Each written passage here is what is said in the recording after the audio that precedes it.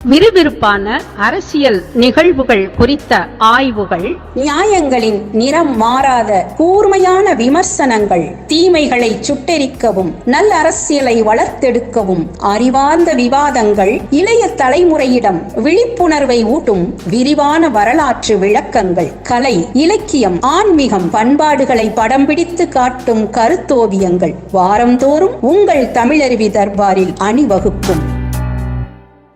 நேயர்களுக்கு வணக்கம்.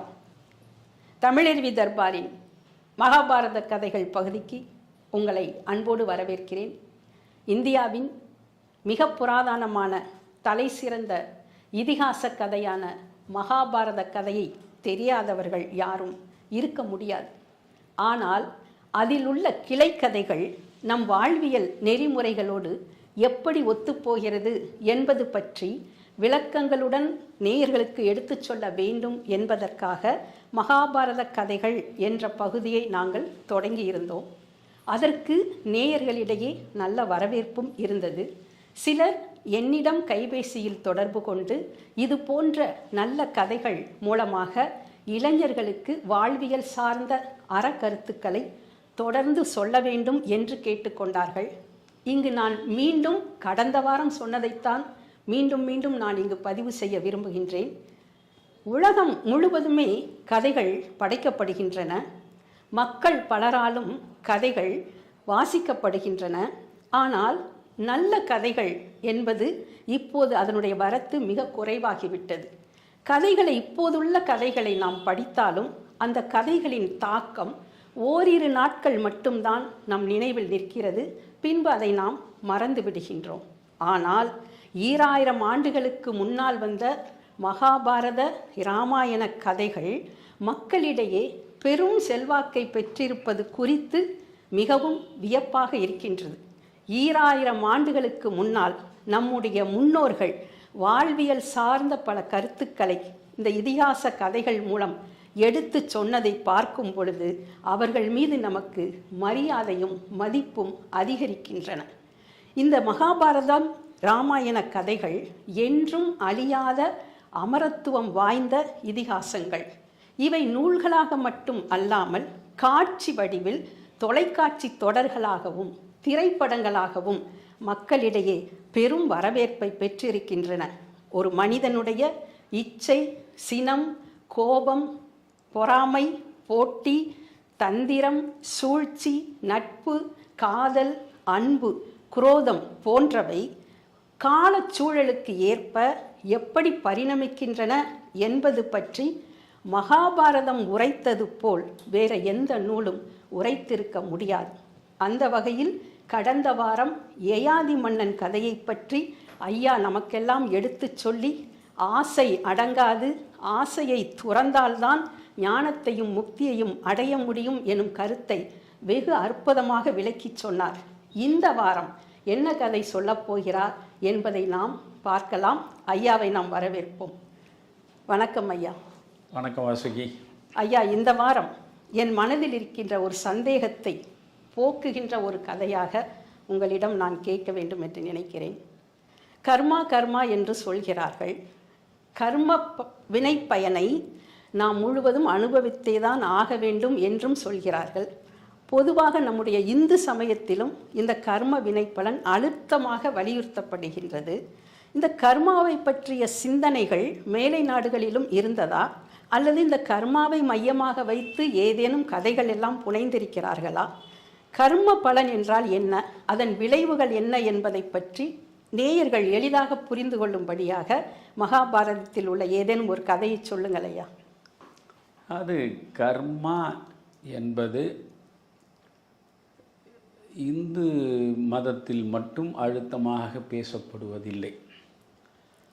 இந்தியாவில் இருக்கக்கூடிய மிக முக்கியமான மதங்களாக இந்து மதம், பௌத்தம், சமணம், பிறகு சீக்கிய மதம், இப்படி பல்வேறு மதங்கள் இருக்கின்றன. இஸ்லாம், கிறித்துவ மதம் ஆகியவற்றினுடைய பின்புலம் வேறு. அவை வெளியே இருந்து இங்கே வந்து சேர்ந்தவை. ஆனால் இந்த மண்ணில் நீண்ட நெடுங்காலமாக ஏறக்குறைய 2000 ஆண்டுகளுக்கு முன்பே இந்து மதம் மக்களிடையே இருந்திருக்கிறது. அதை இந்து மதம் என்று இப்பொழுது சொல்கிறோம். அது அந்த காலத்தில் வேதங்களை அடிப்படையாக கொண்டு விளங்கியதால் வைதீக மதம் என்றுதான் பெயர்.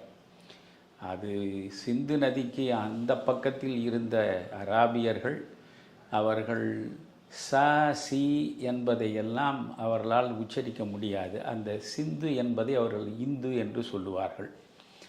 அதனால் இந்த சிந்து நதிக்கு இந்த பக்கத்தில் இருந்த நாடு இந்தியா என்ற பெயர் பெற்றது. அந்த இந்தியாவில் பிறந்த மதம் இந்து மதம் என்று சொல்லப்படுகிறது. ஆனால் உண்மையில் இது தொன்று தொட்டு வேதங்களை மையமாக கொண்டு விளங்குவதால் வைதீக மதம் என்றுதான் இது அழைக்கப்படும். இந்த வைதீக மதம் என்பது வேதங்கள், உபநிடதங்கள் அவற்றை கொண்டு உருவெடுத்தன.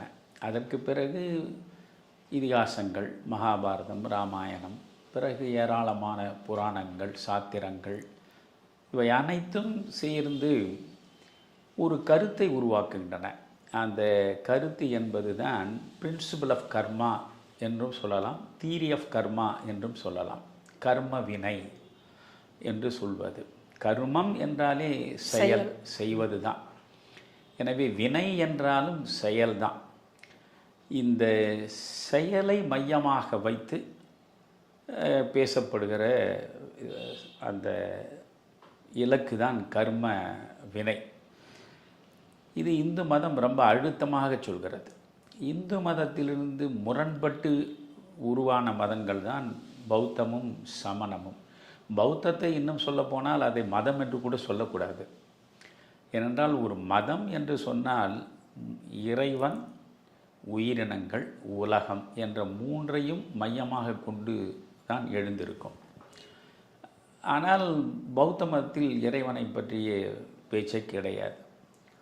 சமணத்தில் இறைவன் மறுப்பாளர்கள், அவர்கள் இறைவனை ஏற்பதில்லை. அதனால் இவற்றையெல்லாம் நாம் தத்துவ தரிசனங்கள் அல்லது வாழ்வியல் கோட்பாடுகள் என்று நாம் வரையறை செய்து கொள்ளலாம். இந்து மதம் என்பது வேதங்களை அடிப்படையாக கொண்டது. வேதங்களை ஏற்காமல் அவற்றிலிருந்து முரண்பட்டு உருவானவை தான் சமண மதமும் பௌத்த மதமும். இதில் வியக்கத்தக்க ஒன்று என்னவென்றால், வேதங்களை மையமாக கொண்ட இந்து மதத்தை ஏற்காமல் புதிதாக பூத்தவை தான் சமணமும் பௌத்தமும். ஆனால் இந்து மதம் ஊழ்வினை பற்றி பேசுகிறது, மறுபிறப்பு பற்றி பேசுகிறது. இந்த ஊழ்வினையையும் மறுபிறப்பையும் சமணமும் ஏற்றுக்கொள்கிறது, பௌத்தமும் ஏற்றுக்கொள்கிறது. கர்மா என்பது ஒன்று, ரீபர்த் என்பது ஒன்று. ஆக இந்த வினைக்கு ஏற்றாற் போல பிறவி தொடர்ந்து நடைபெறும். இந்த பிறவி சுழற்சி, இந்த சுழற்சியிலிருந்து நீங்கள் விடுபட வேண்டுமென்றால் வினையிலிருந்து நீங்கள் விடுபட வேண்டும். எனவே இந்த வினைக்கும் இந்த மறுபிறப்புக்கும் இடையே நெருக்கமான தொடர்பு இருக்கிறது என்பது இந்து மதத்தினுடைய சாராம்சம். அதை அப்படியே மறுக்காமல் ஏற்றுக்கொள்கிறது பௌத்தமும் சமணமும். ஒரு மனிதன் அவனுடைய கர்மாவுக்கு ஏற்ற பலனை அனுபவிக்கிறான் என்பது எல்லா இந்துக்களும் நம்பக்கூடிய ஒரு கருத்தியலாக இருக்கிறது. அதாவது கடவுளை நம்பக்கூடிய இந்துக்கள் அனைவருமே கர்ம வினையின்படிதான் விளைவுகள் ஏற்படும் என்று ஒப்புக்கொள்கிறார்கள், அதை திடமாக நம்புகிறார்கள். இந்த கர்ம விளைவுக்கு ஏற்றாற் போலத்தான் அடுத்த பிறவி என்பதும் வாய்க்கும். நாம் நல்லனவற்றை செய்தால் அடுத்து நமக்கு நல்ல பிறவி கிடைக்கலாம், நாம் தீயவனவற்றை செய்தால் நமக்கு அடுத்த பிறவி மோசமான பிறவியாக வாய்க்கலாம் என்பது போன்ற அந்த மறுபிறப்பு ஊழ்வினை இரண்டும் பின்னி பிணைந்ததாக இருக்கின்றன. இப்பொழுது நாம் வள்ளுவரை பார்க்கிறோம். 2000 ஆண்டுகளுக்கு முற்பட்ட பேர் இலக்கியம்தான் திருக்குறள். அற இலக்கியம் அது. வள்ளுவர் கடவுளை நம்புபவர். வள்ளுவருக்கு பலவிதமான வேடங்களை இவர்கள் போடுவார்கள், பலவிதமான விளக்கங்களை இவர்கள் தருவார்கள். ஆனால் உண்மையாக வள்ளுவர் வழங்கி இருக்கக்கூடிய அந்த 1330 குறட்பாக்களையும் அடிப்படையாக வைத்துக்கொண்டு நாம் பார்த்தால் அவர் கடவுள் நம்பிக்கை உள்ளவர். அதனால்தான் கடவுள் வாழ்த்திலிருந்து அவர் தொடங்குகிறார். திருக்குறளுக்கு முன்பு கடவுள் வாழ்த்து என்பதெல்லாம் கிடையாது. அவர் தான் முதலில் அதை தொடங்குகிறார். ஏனென்றால் அதுக்கு முன்பு இருந்த சங்க பாடல்கள் எல்லாம் தனிப்பாடல்கள். திருக்குறள் என்பது ஒட்டுமொத்தமாக ஒரு நூல். எனவே அந்த நூல் கடவுள் வாழ்த்திலிருந்து தொடங்குகிறது. எல்லா சமயத்தை சார்ந்தவர்களும் ஏற்கிறார் போல் பொதுவான ஒரு கடவுளைத்தான் அந்த கடவுள் வாழ்த்தில் வள்ளுவர் முன்னிறுத்துகிறார். ஆக வள்ளுவரை பொறுத்தவரையில் கடவுள் இருக்கிறார். கடவுள் நம்பிக்கை உள்ளவர் தான் வள்ளுவர். அதே மாதிரி ஊழ்வினை என்பதை மிக அழுத்தமாக வள்ளுவர் நம்பியிருக்கிறார். அதனால்தான் ஊழ் என்று ஒரு அதிகாரத்தையே அவர் படைத்திருக்கிறார். நீங்கள் பார்த்தீர்கள், இது வள்ளுவரே குழப்பத்திற்கு ஆளாகி இருக்கிறாரா? வள்ளுவர் ஏன் முரண்படுகிறார்? வள்ளுவருக்கே இதில் சிந்தனை தெளிவு இல்லையா என்பது போல நாம் நினைக்கிறார் போல அங்கே முரண்பாடுகளை பார்க்க முடியும். ஊழையும் உப்பக்கம் காண்பர் உலைவின்றி தாழாது உயற்றுபவர் என்று வள்ளுவர் ஆழ்வினை உடைமை அதிகாரத்தில் பேசுவார். அதாவது ஊழை கூட நீங்கள் முறியடித்து நீங்கள் வெற்றி பெறலாம். எப்பொழுது தாழாது உயற்றுவோர், தொடர்ந்து நீங்கள் முயற்சியில் ஈடுபட்டால் நீங்கள் ஊழை கூட வெல்லலாம். அப்படி ஒன்றும் ஊழ் மிகப்பெரிய வலிமையானதல்ல, வெல்லப்படாததல்ல என்பது போல இங்கே முயற்சியை வலியுறுத்துவதற்காக ஆழ்வினை உடைமை அதிகாரத்தில் இப்படி பேசுகிற இதே வள்ளுவர். ஊழ் அதிகாரத்தில் நீங்கள் பார்த்தால் ஊழிற் பெருவலி யாவுல மற்றொன்று சூடினும் தான் முந்துரும்னு அவரே தான் சொல்கிறார். ஊழை விட வலிமையானது உலகத்தில் எதுவுமே கிடையாது. முந்தைய குறட்பாவை பார்க்கிற பொழுது ஊழை பெரிய வலிமை உடையதாக வள்ளுவர் சொல்லவில்லை. முயன்றால் அந்த ஊழையும் நாம் முறியடிக்க முடியும் என்பது போலத்தான் ஆழ்வினை உடைமை அதிகாரத்தில் பேசுகிறார். ஆனால் அதே வள்ளுவர் இங்கே என்ன சொல்றாரு, நீங்க ஊழிற் பெருவலி யாவுல ஒரு கொஸ்டின் மார்க், ஒரு கேள்வியை போடுறார். ஊழை விட வலிமையானது உலகத்தில் எது? மற்றொன்று சூடினும் தான் முந்துரும். நீ வேற எது நின்னாலும் அதை முறியடித்து விட்டு முன்னால் நிற்கக்கூடியது ஊழ் என்று பேசுகிறார். ஆக ஊழ் என்பதை அவர் ஒப்புக்கொள்கிறார். வினை கொள்கை, அதுதான் கர்மா. வடமொழியில் அதை கர்மா என்று சொல்கிறார்கள், நாம் ஊழ் என்று சொல்கிறோம் தமிழில். ஆக ஊழ் என்பது வினை கொள்கை, அதை அவர் ஏற்றுக்கொள்கிறார். கடவுள் இருப்பை வள்ளுவர் ஏற்றுக்கொள்கிறார், ஊழை வள்ளுவர் ஏற்றுக்கொள்கிறார். அதே போன்றுதான் மறுபிறப்பையும் வள்ளுவர் ஏற்றுக்கொள்கிறார். ஒருமை கண் தான் கற்ற கல்வி ஒருவர்க்கு எழுமையும் ஏமாப்புடைத்து என்று பேசுவார். அது அப்போ ஒரு பிறவியில் நீங்கள் கல்வியை பெரிதாக பெற்றால் அந்த கல்வி 7 பிறவிகளிலும் உங்களுக்கு பயனை தரும் என்பதுதான் அந்த குறளுடைய பொருள். அப்படி என்றால் வள்ளுவர் கடவுளை ஏற்கிறார், ஊழ்வினையை ஏற்கிறார், மறுபிறப்பையும் ஏற்கிறார். வேதகாலம் தொட்டு இந்து சமயம் கடவுளை மையமாக வைத்து எழுந்து நிற்கிறது. ஊழை அது வலிமையாக வலியுறுத்துகிறது, மறுபிறப்பை பற்றியும் அது பேசுகிறது. அப்போ இந்த வினை கொள்கை என்பது இந்த மண்ணில் மிக மிக தவிர்க்க முடியாத இடத்தை நம்முடைய வாழ்வில் பெற்றிருக்கிறது. இது மகாபாரதத்தில் நாம் பார்க்கிற கதைகள் ஒவ்வொன்றுக்குள்ளேயும் ஒரு அற்புதமான வாழ்வியல் கருத்து இருக்கும் என்று நான் முதல் கதை யயாதியை பற்றி பேசும் பொழுதே சொல்லியிருக்கிறேன். இப்பொழுது நான் ஒரு சாதாரண சின்ன கதை தான், ஆனால் அந்த கதையை ஒட்டி நாம் யோசிக்க வேண்டும். பரீட்சித்து ஒரு அரசன், அவன் அபிமன்யுடைய மகன். பாண்டவர்கள் அனைவரும் முடிந்து போன பிறகு அந்த ஆட்சியினுடைய தொடர்ச்சியாக அபிமன்யுனுடைய மகன் பரீட்சித்து தான் அரியணையில் அமர்கிறான். அந்த பரீட்சித்து என்னுடைய மகன் ஜனமேஜயன் என்று அவனுக்கு பெயர். அந்த ஜனமேஜயன் ஆட்சிக்கு வருகிறான். பரீட்சித்து அகால மரணம் அடைகிறான். அகால மரணம் அவன் அடைந்ததனால் அதற்கு இளம் வயதிலேயே ஜனமேஜயன் ஆட்சிக்கு வருகிறான். மிகச்சிறந்த ஆட்சியை வழங்கிய பரீட்சித்து, மக்கள் அனைவரும் போற்றக்கூடிய நல்லாட்சியை வழங்கிய பரீட்சித்து இப்படி அகால மரணம் அடைந்ததற்கு என்ன காரணம் என்று அவன் அறிந்து கொள்ள விரும்புகிறான். அவன் தன்னுடைய அமைச்சர்களை பார்த்து இந்த கேள்வியை கேட்கிறான். என்னுடைய தந்தை மிகச்சிறந்த நற்பண்புகள் நிறைந்தவர், அறத்தின் பார்ப்பட்டு தன்னுடைய வாழ்வை அமைத்து கொண்டவர், குடிமக்கள் அனைவராலும் பெரிதாக போற்றப்பட்டவர், மக்கள் நலன் கருதியே தன்னுடைய ஆட்சியை நடத்தியவர். இவ்வளவு சிறப்பியல்புகளை பெற்றிருந்த என் தந்தை மரணமடைந்ததற்கான காரணம் என்று கேட்கிறார். அப்பொழுது அமைச்சர்கள் சொல்கிறார்கள், ஒரு காரணம் இருக்கிறது ஐயா, அந்த காரணம்தான் இந்த கர்ம எப்படி வினை தொடர்கிறது என்பது.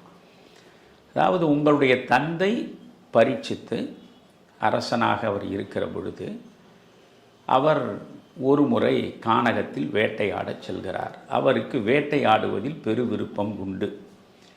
வேட்டையாடச் சென்றவர் ஒரு மானின் மீது அம்பை எய்துகிறார். அடிபட்ட மான் அவரிடமிருந்து தப்பி விடுகிறது. அந்த மானை துரத்தி கொண்டே இவர் ஓடுகிறார். மானை துரத்தி கொண்டே ஓடுகிற பொழுது வழியில் சமீகர் என்கிற ஒரு ரிஷி முனிவர், அவருடைய ஆசிரமம் இருக்கிறது. அந்த ஆசிரமத்தில் சமீகர் மோன தவத்தில் இருக்கிறார், சமாதி நிலையில் இருக்கிறார் என்று வைத்துக் கொள்ளுங்களேன். முழுமையான மோனத்தவம், வாய் மூடி மௌனமாக அவர் இருக்கிறார். அந்த நேரத்தில் இந்த பரீட்சித்து வருகிறான். வந்தவன் சமீகர் அமர்ந்திருப்பதை பார்த்து, முனிவரே, இந்த பக்கம் ஒரு மான் ஓடியதா என்று கேட்கிறான். அவர் வாயையே திறக்கவில்லை. அவர்தான் மௌன விரதம் இருக்கிறார்ல, மௌனம் தவமாக ஏற்றுபவர், மௌனத்தவம் அது. ஒரு வாய் திறக்கவில்லை. சரி, இவருக்கு சரியாக நாம் சொன்னது கேட்கவில்லையோ என்று கொஞ்சம் உரத்த குரலில், முனிவரே, இந்த பக்கம் ஒரு மான் ஓடி வந்ததா நீங்கள் பார்த்தீர்களா என்று இரண்டாவது முறையும் கேட்கிறார். அப்பொழுதும் அவரிடமிருந்து எந்த பதிலும் வரவில்லை. மூன்றாவது முறையும் குரல் எழுப்பி கேட்கிற பொழுதும் அவரிடமிருந்து எந்த மாற்றமும் இல்லை. அதனால் மன்னனுக்கு எரிச்சல் வருகிறது. மண்ணாளக்கூடிய மன்னன் நான் கேட்கக்கூடிய ஒரு கேள்விக்கு ஒரு சாதாரண முனிவனாக இருந்த நிலையில் பதில் சொல்லாமல் என்னை அவமானப்படுத்துகிறான் என்று நினைக்கிற அந்த தருணத்திலேயே அவனுக்குள் சினம் பொங்குகிறது. உடனே என்ன செய்கிறான், அந்த முனிவர் இருந்த இடத்துக்கு பக்கத்தில் ஒரு பாம்பு செத்து கிடக்கிறது. அந்த செத்து கிடக்கிற பாம்பை தன் வில்லினாலே எடுத்து அந்த முனிவருடைய கழுத்தில் போட்டுவிட்டு போய்விடுகிறான். இதுதான் அவன் செய்தது. முனிவருடைய கழுத்தில் அவன் போட்டுவிட்டு புறப்பட்டான். அதற்கு பிறகு இந்த சமீகர் என்கிற இந்த முனிவர் கொஞ்சமும் கவலைப்படவில்லை. அதே மோனத்தவ நிலையிலே தான் அவர் இருக்கிறார். அந்த செத்துப்போன பாம்பு கழுத்தில் இருக்கிற பொழுதும் மோனத்தவ நிலையில் தான் இருக்கிறார். அப்பொழுது அவருடைய மகன் சுருங்கி என்று அவருக்கு பெயர். இந்த சுருங்கி வெளியே சென்றிருந்தவன் வருகிறான் தந்தையிடம். பார்த்தால் தந்தையினுடைய கழுத்தில் ஒரு செத்த பாம்பு கிடக்கிறது. அதற்கு பிறகு இவர் தன்னுடைய மோனத்திலிருந்து விடுபடுகிறார். மோனத்திலிருந்து விடுபட்ட தந்தையை பார்த்து மகன் ஆறாத சினத்தோடு கேட்கிறான், யார் இந்த காரியத்தை செய்தது? உங்கள் கழுத்தில் இப்படி ஒரு செத்த பாம்பை போட்டவன் யார் என்கிற பொழுது பரீட்சித்து நம்மை ஆளுகிற அரசன் அவன் ஏதோ ஒரு மானை தேடிக்கொண்டு போனான். அந்த நேரத்தில் நான் மௌனத்தில் ஆழ்ந்திருந்தேன். இந்த மான் எந்த பக்கம் போனது என்று கேட்டான். என்னுடைய மௌனம் கலையாத நிலையில் நான் வெறுமனே பதில் சொல்லாமல் இருந்து விட்டேன். அதனால் எரிச்சல் அடைந்தவன் இந்த செத்த பாம்பை தூக்கி என் கழுத்திலே போட்டுவிட்டு போனான். இதுதான் நடந்தது என்று. இவ்வளவு பெரிய மகரிஷி, எவ்வளவு பெரிய ஞானி, கேவலம் ஒரு மன்னன் இப்படி உங்களை அவமதிப்பதா? தந்தையை அவமதித்தால் அதை ஒரு மகனால் சகிக்க முடியுமா? அடங்காத சினம் வருகிறது. உடனே அவன் என்ன செய்கிறான்? இந்த மாதிரி என்னுடைய தந்தையின் கழுத்தில் செத்த பாம்பை போட்டவன் அந்த பரீட்சித்து இன்று முதல் 7வது நாளில் அவன் பாம்பினால் தீண்டப்பட்டு அவன் சாவை சந்திப்பான். அதுவும் தட்சகன் என்கிற பாம்பினால். அதுதான் பாம்புக்கு அரசன். மிக கொடுமையான விஷத்தை கொண்ட பாம்பு தட்சகன். அந்த தட்சகன் என்ற பாம்பினால் தீண்டப்பட்டு இவன் 7வது நாளில் இறப்பான் என்று சாபம் விட்டு விடுறான். உடனே சமீகர் மகனை பார்த்து, மகனே, இது மாதிரி நீ உடனடியாக பொறுமையை இழந்திருக்க கூடாது. எந்த நிலையிலும் ஒரு மனிதன் பொறுமை இழக்கக்கூடாது. சினத்தின் வசப்படக்கூடாது. அவசரப்பட்டு வார்த்தைகளை வெளிப்படுத்தலாகாது. நீ முனிவனாக இருக்கக்கூடிய எனக்கு மகனாக பிறந்தவன். 5 புலன்களையும் அடக்கி ஆளுகிற ஆற்றலை பெற்றால்தான் நீ உண்மையான முனிவனாக இருப்பதற்கான தகுதியை பெறுகிறாய். புலன் அடக்கம் என்பதுதான் முக்கியம். புலன் அடக்கம் என்ற ஒன்றை நீ வசப்படுத்தி விட்டால் உன்னிடம் பொறுமை இருக்கும். உனக்குள் சினம் பொங்கி எழாது. நீ எதற்கும் அவசரப்பட மாட்டாய். வார்த்தைகளை விரயப்படுத்த மாட்டாய். இப்பொழுது நீ இந்த ஒரு சாதாரண செயலுக்காக 7வது நாளில் மன்னன் இறப்பான், தட்சகன் என்கிற பாம்பு தீண்டு இறப்பான் என்று நீ சாபம் விடுத்திருக்கிறாயே, கொஞ்சம் யோசித்துப்பார். அரசன் என்பவன் யார்? ரொம்ப அழகான இடம் அது. கதை ரொம்ப சாதாரணம்தான்.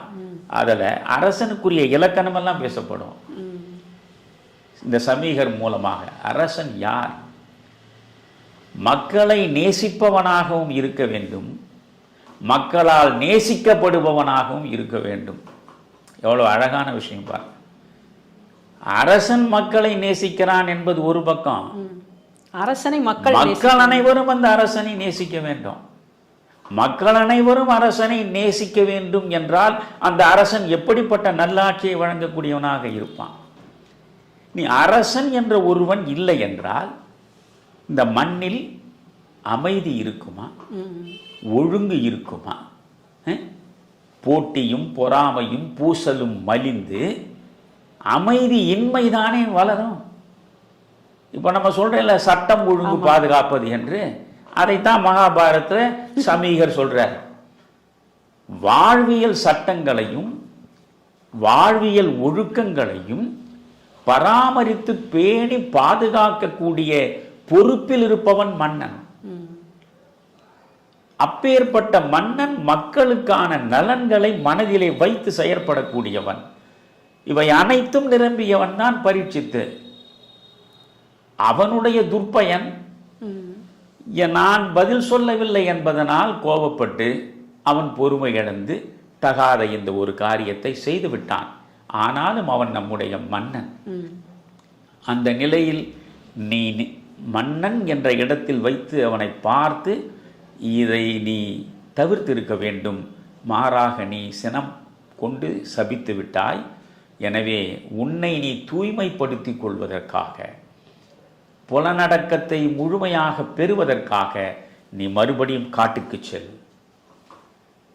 காட்டிற்குள்ளே சென்று பலகாலம் இருந்து முற்றாக புலனடக்கம் முழுவதையும் பெற்ற பின்பு இங்கே வா என்று சொல்வீர்கள். இப்போ புலன் அடக்கம் என்பது எவ்வளவு முக்கியமானது என்பதை இந்த சமீகர் வாயிலாக மகாபாரதம் வலியுறுத்துகிறது. இன்னா செய்தார்க்கும் இனியவே செய்யாக்கால் என்ன பயத்ததோ சால்பு. வள்ளுவனுடைய குரல்ல, இந்த குரல்ல தான் டால்ஸ்டாயே மயங்கி போனாரு. டால்ஸ்டாயே சொல்றாரு, இந்த இந்து மதத்தில் பற்றி அவர் பேசுகிற கட்டுரையில், இன்னா செய்தார்க்கும் இனியவே செய்யாக்கால் என்ன பயத்ததோ சால்பு. ஒருவன் எனக்கு தீங்கு விளைவித்தாலும் அந்த தீங்கை மனதிலே வைத்திருக்காமல் தீங்கு விளைவித்தவனுக்கு நான் நன்மையை செய்ய வேண்டும். அதுதான் உண்மையான நற்குணத்தின் அடையாளம் என்று பேசுகிற அந்த குரல் இருக்கிறதுல நமக்கு இலக்கணமாக இந்த சமீகர் அந்த இலக்கணப்படி தன் வாழ்வை வகுத்து கொண்டவர். உடனே அவர் என்ன செய்கிறார், தன்னுடைய சீரனை அழைத்து, இப்படி என் மகன் அவசரப்பட்டு ஒரு சாபம் விட்டு விட்டான்.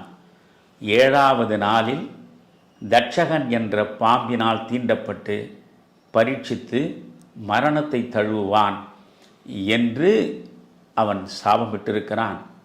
அவன் இட்ட சாபம் நிச்சயம் பலிக்கும்.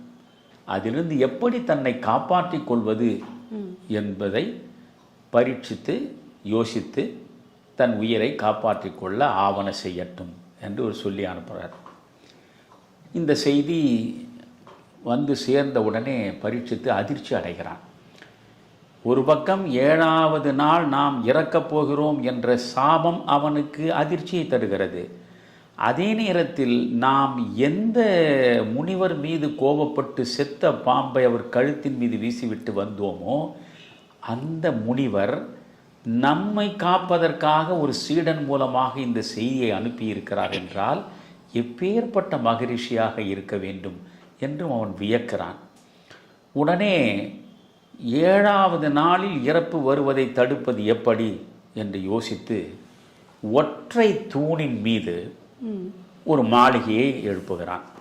அந்த மாளிகைக்குள்ள தனக்கு எந்த துன்பமும் வந்துவிடக்கூடாது என்பதற்காக இந்த நாகம் தீண்டினால் அந்த விஷத்தை முறிப்பதற்கான மருத்துவர்கள், காலத்தை கணிக்கக்கூடியவர்கள், சோதிடர்கள், இப்படி ஏராளமானவர்களை தன் பக்கத்தில் வைத்துக் கொள்கிறான். எந்த நிலையிலும் அந்த மரணம் நம்மை வந்து சேர்ந்து விடக்கூடாது என்று அவன் இவ்வளவு பெரிய பாதுகாப்பு அரணை உருவாக்கி கொண்டு உட்கார்ந்திருக்கிறான். 6 நாட்கள் முடிந்து விட்டன. எந்த பிரச்சனையும் இல்லை. 7வது நாள் பிறக்கிறது. அந்த நேரத்தில் காஷ்யபர் என்கிற ஒரு மிகப்பெரிய ஆற்றல் வாய்ந்த முனிவர் அவர் இது போன்ற ஒரு சாபம் பரீட்சித்துக்கு வழங்கப்பட்டிருக்கிறது. 7வது நாளில் தட்சகன் என்கிற பாம்பு தீண்டி அவர் இறந்து விடுவார் என்ற செய்தியை அறிந்த உடனே இந்த பரீட்சித்தை பார்ப்பதற்காக அவர் வருகிறார். காரணம், எவ்வளவு கடுமையான பாம்பின் விஷமாக இருந்தாலும் அந்த விஷத்தை முறிக்கக்கூடிய மந்திரம் அவருக்கு தெரியும். அதனால் ஒரு பிரச்சனையும் இல்லை. நாம் இந்த பரீட்சித்தை பார்த்து அவனுக்கு ஒரு கால் இந்த பாம்பு தீண்டி இறக்கிற தருவாயில் இருந்தால் கூட நாம் இந்த மந்திரத்தை உச்சரித்து அவனுக்கு உயிரை கொடுத்து விடலாம் என்கிற உயர்ந்த நோக்கத்தோடு வருகிறார். அப்படி அவர் வந்து கொண்டே இருக்கிற பொழுது இந்த காசியபருக்கு எதிரே இந்த தட்சகன் வந்து நிற்கிறான். வழிமறிக்கிற தட்சகன் அந்தணன் வேடத்தில் வருகிறான். எங்கே போகிறீர்கள் காசியபரே என்று கேட்கிறான். ஒன்றுமில்லை, நம்முடைய பரீட்சித்துக்கு இப்படி ஒரு சாபத்தை கொடுத்திருக்கிறார்கள், அவர் உயிரை காப்பாற்றுவதற்காக நான் போகிறேன். உடனே இவன் சொல்கிறான், என்ன வீண் முயற்சி உங்களுடையது? இந்த கடுமையான தட்சகன் தீண்டி விட்டால் யாரும் உயிர் பிழைக்க முடியாது. இல்லை இல்லை, எவ்வளவு கடுமையான விஷமாக இருந்தாலும் அதை என்னால் முறிக்க முடியும். நான் இந்த பரீட்சித்தின் உயிரை நிச்சயம் காப்பாற்றி விடுவேன் என்று இவர் தெளிவாக சொல்கிறார். உடனே தட்சகன் சொன்னான், அவ்வளவு தெளிவாக நீங்கள் எந்த விஷத்தையும் முறிக்கக்கூடிய ஆற்றல் உள்ளவர் என்பது உண்மையானால் நான் ஒரு சோதனை வைக்கிறேன். இந்த சோதனைக்கு நீங்கள் தயாரா என்றார். தயார். என்ன சோதனை? இதோ இங்கே ஒரு பெரிய ஆலமரம் நம் கண் முன்னால் இருக்கிறது. இந்த ஆலமரத்தை அவன் உண்மையை சொல்லிடுறான், நான் தான் தட்சகன், நான் அந்த வேடத்தில் வந்திருக்கிறேன், நான் தான் தட்சகன், நான் தான் கொல்லப் போகிறேன் பரீட்சித்தை. இப்பொழுது நீங்கள் தடுக்க வந்திருக்கிறீர்கள், என்னுடைய விஷத்தையே முறிக்கக்கூடிய ஆற்றல் உங்களுக்கு இருப்பதாக வேறு பெருமையாக பேசுகிறீர்கள். எதிரே ஒரு பெரிய ஆலமரம் இருக்கிறது, இந்த ஆலமரத்தை நான் சுற்றி என் பற்களால் நான் கடிக்கிறேன், அடுத்த கணமே இந்த ஆலமரம் எரிந்து சாம்பலாகிவிடும். அப்படி எரிந்து சாம்பலான நிலையில் அந்த ஆலமரத்தை மறுபடியும் நீங்கள் உயிர்ப்பித்து மரமாக மாற்றினால் உங்கள் ஆற்றலை நான் ஒப்புக்கொள்கிறேன்னா. அவ்வளவுதானே, ஆகட்டும் உன் வேலையை நீ செய் என்றார் காட்சியபர். இவன் போய் அந்த மரத்தை அப்படியே தன் வாளால் சுற்றி பல்லால் அழுத்தமாக கடிக்கிறான். அந்த கணத்திலேயே அது பற்றி எரிந்து சாம்பலாகி விடுகிறது. அதற்கு பிறகு எந்த பதற்றமும் இல்லாமல் காட்சியபர் சென்று அந்த சாம்பல் முழுவதையும் ஒன்றாக எடுத்து குவித்து இவர் தனக்கான மந்திரத்தை உச்சரிக்கிறார். மீண்டும் அந்த மரம் எழுந்து விடுகிறது. அரண்டு போகிறான் தட்சகன், யோசிக்கிறான். உடனே சொல்கிறான், தயவு செய்து அங்கே தான் ஒரு வார்த்தையை நீங்கள் பார்க்கணும். அங்கே மகாபாரதத்தில் இந்த கதையில் அந்த இடத்தில் இந்த வார்த்தையை மிக முக்கியம் வாக்கியம் அதை கொண்டு வந்து சேர்க்கிறான். விதியின் பாதையில் காட்சியபரே குறுக்கிடாதீர்கள். விதியின் பாதையில் யார் குறுக்கிட்டாலும் வெற்றி பெற முடியாது. இப்பொழுது நீங்கள் இந்த விஷத்தை முறித்து விட்டீர்கள், மறுபடியும் மரமாக்கி விட்டீர்கள். ஆனால் அவனுடைய ஆயுள் முடிய வேண்டும் என்பது விதி. இன்னும் சில நாளில் அவன் இறக்க வேண்டும் என்பது விதி. அந்த விதியை நிறைவேற்றுகிற கருவிதான் நான். இப்பொழுது நீங்கள் இவ்வளவு பேராற்றல் பெற்ற மகான், நீங்கள் சென்று அவனுக்கு உயிர் கொடுக்க முயன்று முடியாமற் போனால் பெருமையடைந்து நிற்பீர்கள். அதனால் இன்றைக்கு இந்த சோதனையில் நீங்கள் வெற்றி பெற்றாலும் விதியை வெல்ல முடியாது. விதிப்படி அவன் இறந்தாக வேண்டும். உங்களுக்கு என்ன தேவை? பரீட்சித்து உயிரை காப்பாற்ற வேண்டிய அவசியம் என்ன என்று கேட்கிறான். காட்சியபர் சொல்கிறார், ஒன்றுமில்லை, அவன் உயிரை காப்பாற்றினால் எனக்கு அவன் பெரிய அளவுக்கு செல்வத்தை கொடுப்பான், நான் அதை ஏற்றுக்கொண்டு செல்வேன் என்றார். அவ்வளவுதானே. பரீட்சித்து எவ்வளவு செல்வத்தை கொடுப்பானோ அதை விட பல மடங்கு கூடுதலாக உங்களுக்கு கொடுக்கிறேன் என்று சொல்லி ஏராளமான சன்மானத்தை அவருக்கு கொடுக்கிறான். அதை வாங்கி கொண்டு காட்சியபர் அழகாக திரும்பி விடுகிறார். இப்பொழுது இவன் என்ன செய்கிறான்? ஏழாவது நாள் மெல்ல காலையிலிருந்து நேரம் அப்படியே கடந்து பகலும் முடிந்து மாலை பொழுது வருகிற நேரம். ஆஹா, இன்னும் கொஞ்ச நேரத்தில் சூரியன் மறைந்துவிடும், 7வது நாளும் முடிந்துவிடும், நாம் சாபத்திலிருந்து தப்பி விடுவோம் என்று மனநிறைவோடும் மகிழ்ச்சியோடும் பரீட்சித்து அமர்ந்திருக்கிறான். அந்த நேரத்தில் இவன் என்ன செஞ்சான்? தட்சகன் இந்த பாம்புகள் அனைத்தையும் அழைத்து எல்லாரையும் ரிஷிகளாக வேடம் தரிக்க செய்து ஒவ்வொரு பெரிய பழக்கூடையை கொடுத்து நீங்கள் போய் பரீட்சித்தை பாருங்கள். பரீட்சித்து யாரையும் அனுமதிக்க மாட்டான். ஆனால் ரிஷிகள் வந்திருக்கிறார்களே, அதனால் ரிஷிகள் வருவதை தடுக்காதீர்கள் என்று சொன்னதும் இவர்கள் உள்ளே போனார். போய் பழக்கூடையை கொடுத்தார்கள். அவன் அந்த பழக்கூடையை வாங்கினான். சுற்றிலும் அமைச்சர்கள் எல்லாரும் இருக்கிறார்கள். உடனே இந்த பழக்கூடையில் இருக்கிற பழங்களில் ஆளுக்கு ஒரு பழத்தை எடுத்துக்கொள்ளுங்கள் என்று பரீட்சித்து கொடுக்கிறான். விதி அது மட்டும் இப்படித்தான் முடியும் என்றால் ஒருவராலும் மாற்ற முடியாது. விதி எனும் ஒன்றை நீ வெல்வதும் உண்டு கான். விதியை நீ வெல்வ எப்ப தெரியுமா? வெல்வதும் விதி என வேதம் உரைத்ததா. நீ விதியை வெல்லணும்னு ஒரு விதி இருக்கணும், அப்பதான் அதை வெல்ல முடியும். அப்பதான் அந்த விதியை வெல்ல முடியும். அப்ப அந்த அளவுக்கு விதி வலிமையானது. சரி, இப்ப இவ்வளவு பழத்தை ஆளாலும் கொடுத்தான். கொடுத்துட்டு இவன் ஒரு பழத்தை எடுத்தான். அந்த பழத்துக்குள்ளதான் தட்சகன் புழு வடிவத்தில் மறைந்திருக்கிறான். வேறு எவனுக்கும் கொடுத்த பழத்துல இல்லை, இவனாக தேடி எடுத்துக்கொண்ட அந்த பழத்தில் தான் தட்சகன் இருக்கிறான். அதான் விதி. ஓகே. உடனே இவன் பார்த்தான், அந்த பழத்தை அப்படி பிட்ட பொழுது அது வந்து புழு மெல்ல வெளியே தலையை காட்டுகிறது. அவன் யோசிக்கிறான், சூரியனே மறைய போகிறது, 7வது நாள் முடிய போகிறது, இனி நமக்கு எந்த ஆபத்தும் கிடையாது, தட்சகனாவது யாராவது. இந்த புழுவையே நான் தட்சகனாக நினைத்துக் கொள்கிறேன். விதி. இந்த புழுவையே நான் தட்சகனாக நினைத்துக் கொள்கிறேன். என்ன செய்துவிடும் இந்த புழு? என்னது புழுவை எடுத்து மேலே போட்டுக் கொள்கிறான். அதுதான் செய்யக்கூடாததையெல்லாம் விதி உன்னை அந்த நேரத்தில் செய்ய வைக்கும். அதனால எடுத்து வச்சுக்கினான். இதை எடுத்து உடம்பின் மீது வைத்த அடுத்த கணமே அட்சகன் பாம்பாக உருவெடுத்து அவன் உடல் முழுவதையும் சுற்றி அவனை தீண்டி அவன் மரணத்தை அடைந்தான். இதை வந்து அவன் ஜனமேஜயன் என்கிற மகன் கேட்கிற பொழுது அமைச்சர்கள் சொல்கிறார்கள். அதுக்கு பிறகு கதை பெருசு. அதுக்கு பிறகு சர்பையாக அவன் நடத்துவான். இந்த தட்சகனையும் உலகத்தில் பாம்பு கூட்டமே இல்லாமல் மொத்தமாக அழித்து விட வேண்டும் என்பதற்காக அவன் ஒரு சர்பயாகம் நடத்துவான். அந்த சர்பயாகம் நடத்துகிற பொழுது எல்லா பாம்புகளும் வந்து வந்து வந்து அந்த வேள்வி தீயில விழுந்து எல்லாம் கருகி சாகும். அப்படி சாகிற பொழுது தனக்கு அந்த மரணம் வந்து விடுமே என்று அஞ்சுகிற தட்சகன் இங்கிருந்து இந்திரலோகத்துக்கு ஓடி போய் இந்திரனிடம் அடைக்கலம் அடைவான். இந்திரன் சொல்வான், நான் பார்த்துக்கிறேன், நீ கவலையப்படாத, நான் பிரம்மனே எனக்கு வேண்டிய ஆள் தான், அதனால் நீ உன்னை கவலைப்படாத நான் சொல்கிறான். ஆனால் இந்த மந்திரத்துடைய சக்தி இந்திரனோடு சேர்த்து இழுக்குது.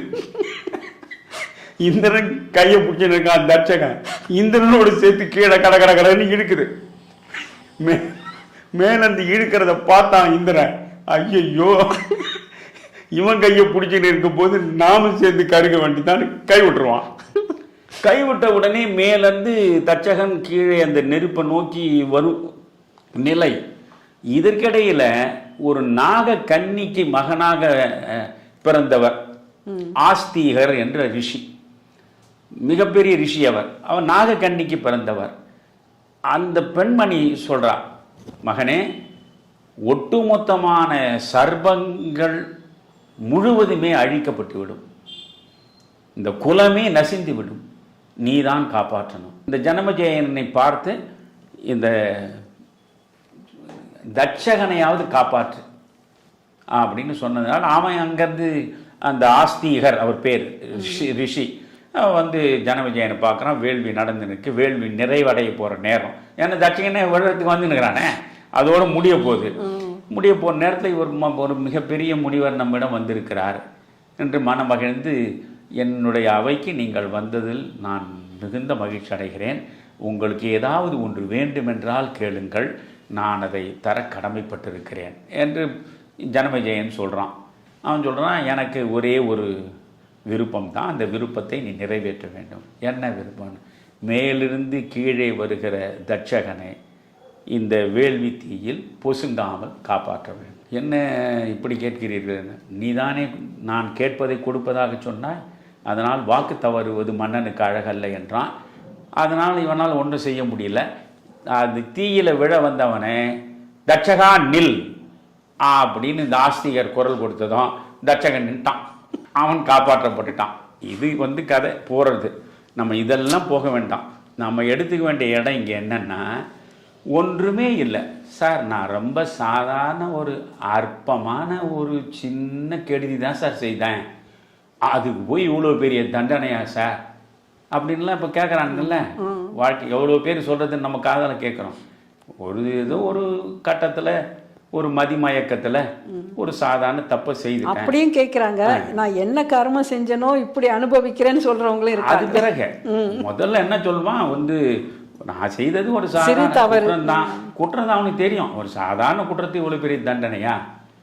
ஒரு தந்தையும் மகனையும் காவல்துறை காவல் நிலையத்துக்கு இழுத்து வந்து 9 பேருக்கு என்ன மாதிரி 9 பேர் மாறி மாறி தாக்கி அவர்கள் இருவரையும் சாகடித்ததுன்னு பெருங்குற்றம், மன்னிக்கவே முடியாத குற்றம். அதற்கு ஏற்றார் போல பலனையும் அனுபவிக்கிறாங்க. அதாவது ரேரஸ்ட் ஆஃப் ரேர் ஜட்மெண்ட், அது அரிதினும் அரிதான வழக்கில் தான் மரண தண்டனை வழங்குவது என்று முடிவில் இருப்பது. அது வந்து மரண தண்டனை கொடுத்துருக்கான். இது பெரிய குற்றம், பெரிய தண்டனை. சில நேரங்களில் சாதாரண திருட்டு குற்றம், அந்த திருட்டு குற்றத்தோட விட்டுருங்க, சந்தேக கேஸ்ல உள்ள தூக்கி போய் வச்சவன்லாம் எத்தனையோ வருஷம் உட்கார்ந்துருப்பான். அதனால வந்து நான் சின்ன குற்றம் தானே சார் செய்தேன், அதுக்கு போய் எனக்கு பெரிய தண்டனையா அப்படின்னா பாரதம் சொல்லுது, குற்றம் குற்றமே. நீ ஒரு கட்டத்தில் பொறுமை இழந்து கோபத்திற்கு உள்ளாகி ஒருவனுக்கு சிறிய தீங்கை நீ இழைத்தாலும் அதற்குரிய தண்டனையை நீ பெற்றுத்தான் தீர வேண்டும். அதுதான் கர்மா. அதுதான் வந்து தியரி ஆஃப் கர்மா என்பதும் டிசிப்ளின் ஆஃப் பிரின்சிபல் ஆஃப் கர்மா என்பதும் அதுதான். இதுதான் இந்து சமயத்தினுடைய சாரத்தை இந்த பாரதம் இவ்வளவு தெளிவாக சொல்கிறது. அதிலே நீங்கள் பார்த்தீங்கன்னா நாம் செய்யக்கூடிய வினைகளில் 3ஆக பிரிப்பது உங்களுக்கு நல்லா தெரியும். ஒன்று சஞ்சிதம், இன்னொன்று பிராரப்தம், இன்னொன்று ஆகாமியம்.